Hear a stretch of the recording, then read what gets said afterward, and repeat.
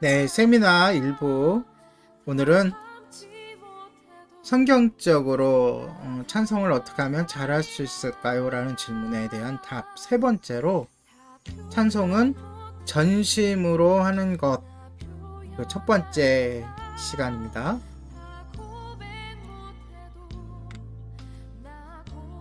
찬송은 전심으로 하는 것입니다. 참으로 다양한 일입니다. 만약 하나님께서 우리에게 찬송하는 방법을 제시해 주시면서 그 기준을 인류 성악가나 대중가요 가수들의 가창력에 두셨다면 대부분의 성도들은 크게 낙심하고 찬송가를 폐기 처분해야 할 형편이기 때문입니다. 그러나 감사하게도 성경에는 가창력에 대한 언급이 전혀 없습니다. 어느 수준을 요구하지도 않으시며 아름답게 불러야만 주님이 영광을 받으신다는 말씀은 눈을 씻어봐도 없습니다. 우리의 형편을 너무나 잘 아시는 하나님의 배려가 아닐 수 없습니다. 그러므로 우리가 찬양할 때에 가창력 때문에 기죽을 필요는 없습니다. 제가 신학교를 다닐 때에 방과 후 공부로 음치 탈출을 진행했었습니다. 당시 20명의 학생이 열심히 음치 탈출을 위해 노력하였습니다.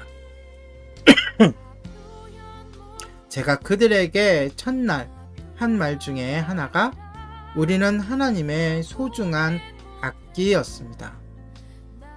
그 말처럼 무엇보다 우리에게 위안과 감사가 되는 것은 주님께서 우리의 고운 목소리와 화려한 연주를 원하시는 것이 아니라 찬양하는 우리의 모습 그 자체, 주님을 사랑하는 그 마음을 원하신다는 것입니다. 그러니 남보다 가창력이 좀 뛰어나다고 해서 우쭐댈 이유도 없습니다.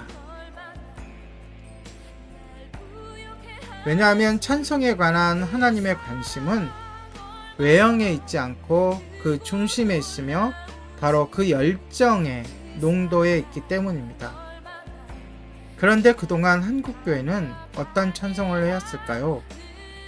혹시 겉모양은 그럴듯한데 전심으로 하는 것과는 너무나 거리가 멀지는 않았는지 모르겠습니다. 제가 처음 찬양 사역을 시작할 당시만 해도 찬송을 하는지 장성곡을 부르는지 도저히 분간하기 어려운 교회가 수없이 많았습니다. 왜 그랬을까요? 그만한 이유가 있습니다. 그 가운데 대표적인 것이 바로 잘못된 보수적 신앙관입니다. 보수라는 말을 많이 들었을 텐데요. 보수적이라는 것이 무엇일까요? 신학적 보수는 성경을 왜곡시키지 않고 하나님 말씀 그대로 믿고 순종하는 것이 아니겠습니까? 그런데 자칭 보수를 강조하는 교회들에서 웬일인지 찬송하는 것만큼은 비성경적으로 하고 있으니 참으로 답답한 노릇입니다. 또한 자신들이 그렇게 하는 것만으로도 부족해서 찬송을 제법 찬송답게 하는 교회를 향하여 2단, 3단 운운하던 시절이 불과 몇십 년 전의 일입니다. 한 번은 제가 어느 지방 도시에 찬송 세미나를 인도하러 갔을 때의 일입니다. 그 교회는 지역에서 5손가락 안에 드는 교세를 자랑했고 보수적이기로 소문난 교회였습니다. 안내를 맡은 장로님의 입에서 계속해서 보수 타령뿐이었습니다. 그리고 최근 수천만 원 주고 구입한 오르간 자랑이 대단했습니다. 과연 오르간 연주 소리가 성전을 진동시키고도 남았습니다.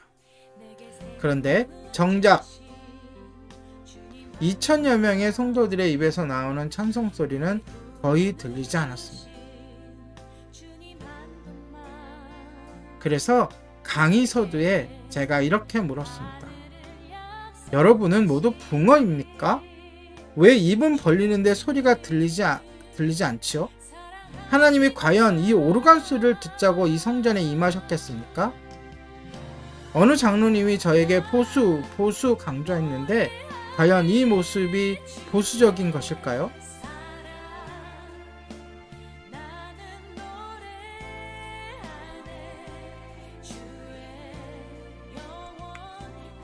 그리고 저는 그들을 향해 대못을 박았습니다. 그렇다면 여러분이 말하는 보수는 똥물보다 못한 것 아닙니까?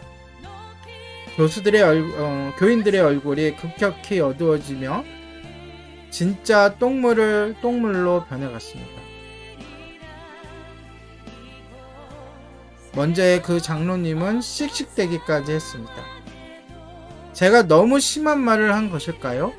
천만입니다. 아마 하나님은 통쾌해 하셨을 겁니다. 이것은 보수를 가장한 불신앙이요 중병을 앓고 있는 그들의 심령 상태를 저를 통해 지적하신 것입니다. 아픈 상처를 제가 건드렸으니 그들이 당황하고 화를 내는 것도 당연했습니다. 하지만 진정한 찬양의 회복을 위해선 어쩔 수 없었습니다.